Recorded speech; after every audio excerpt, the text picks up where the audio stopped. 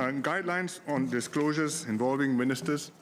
Basically, we have to judge the situation. In this case, CPIB judged, and I supported them, that they are going to be interviewing a minister.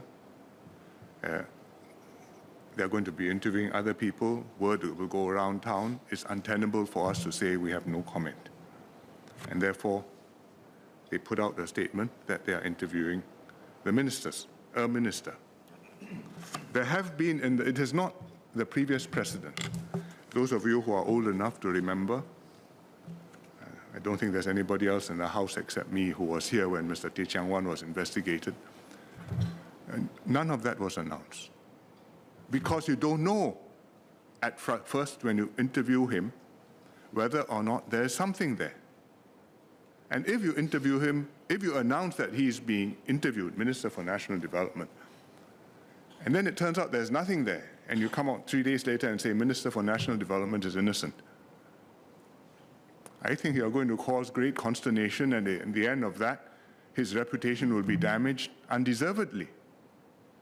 But you investigate him first. If it turns out there is something there, at some point you cross a threshold and it is necessary to make an announcement.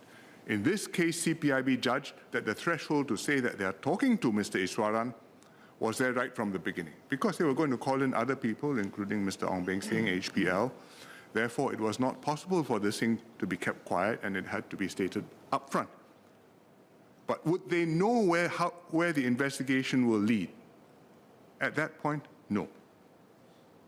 3 days later, after interviewing different people and establishing various facts, they make a fresh assessment. At that point, they are comfortable to say that the minister was arrested and bailed, because the situation is different. So these are operational judgments which our law enforcement agencies have got to make. All the law enforcement agencies, whether it's CNB, whether it's the police, whether it's CPIB, and they do this all the time.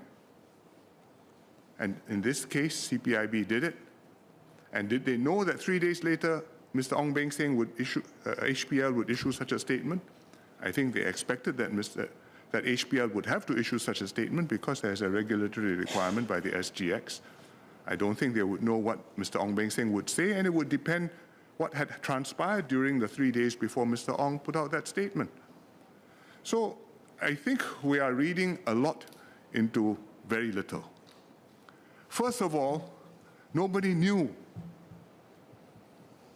that Mr. Iswaran might or might not have been doing something wrong. CPIB found out. Nobody tipped them off. Nobody blew a whistle. Nobody raised a public scandal. No PQ in Parliament, not even from the Workers' Party. But CPIB found out, and they told me, and they decided to investigate the matter. And they proceeded. It reached a point where they needed to interview the minister. And then they came to tell me and say, can I have your concurrence? Because CPIB reports to somebody. It has to report to somebody. It can't report to God. So who does it report to? Now, that's a very interesting question. Once upon a time, we had an SAF officer who went overseas on a course. He went to a Commonwealth country. And the course mate asked him, how do you keep your system clean in Singapore of corruption? This is a country which grapples with this problem. And he gave explained how we do it. You know, we have the CPIB, it was zealous, it has a fearsome reputation. You go and lim kopi, you know what will happen. And his course mate asked him, whom does the CPIB report to? So he thought this was an organizational question. So he said, well, you know, it's independent, it's got its own chain of command, it reports to the Prime Minister. And his colleague looked at him again and says, whom does the CPIB report to?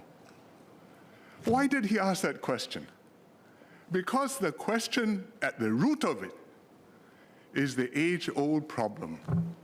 Who is to judge the people who judge the people who judge the judges?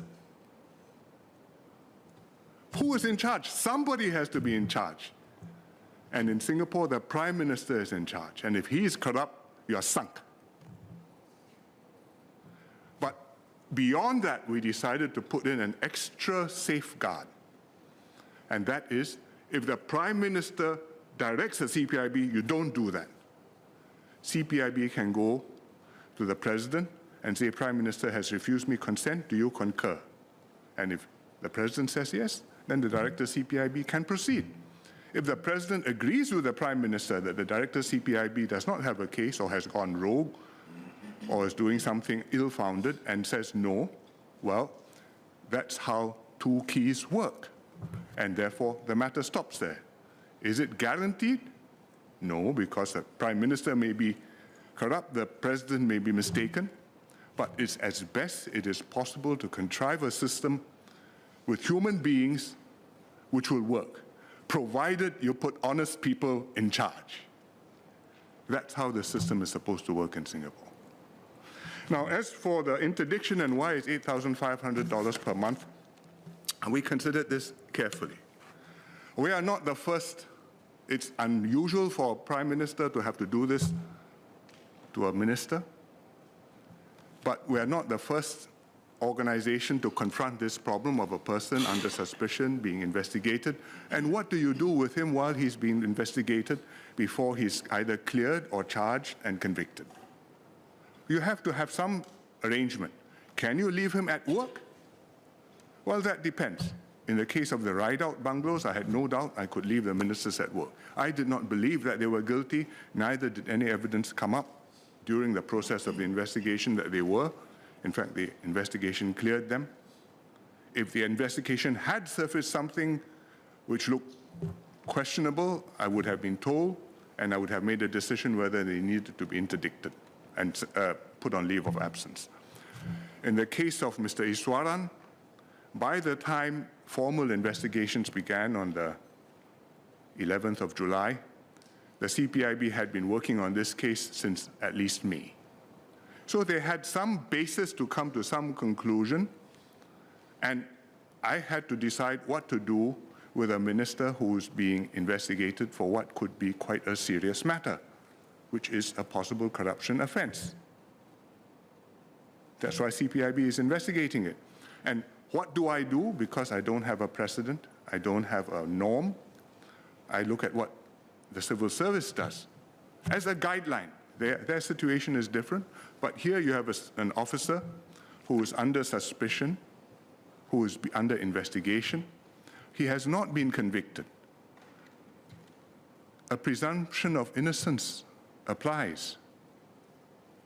He is innocent until proven guilty. So I could technically have said, well, presumed innocent, he goes on leave, full pay until the matter is cleared. I could also have said, there's a cloud. I straight away don't want anybody with a cloud, you're out. I think that would have been unjust because he has not been charged, the case has not been, if there's a case, the case has not been heard, he's not been found guilty or acquitted or whatever. I cannot prejudge a case based on an incomplete investigation started recently, or a partial investigation just entered into the formal phase. So what is a fair thing to do? And the civil service, their practice is, in such situations, you get interdicted, you're put on half pay, subject to a ceiling and a floor, but you are there until the matter is disposed of. If you are, at the end of it, innocent, if nothing is there, your back pay is reinstated to you and made good. If later on, in fact, you're found guilty, well, at that point, your pay will stop completely and other consequences will follow. And I think that is a reasonable model to follow, and that is a basis on which I decided that Mr. Iswaran would be interdicted and that he would be paid $8,500 per month instead of his normal salary. And he was told, acknowledged, and that was done. I think that's the proper way to do things.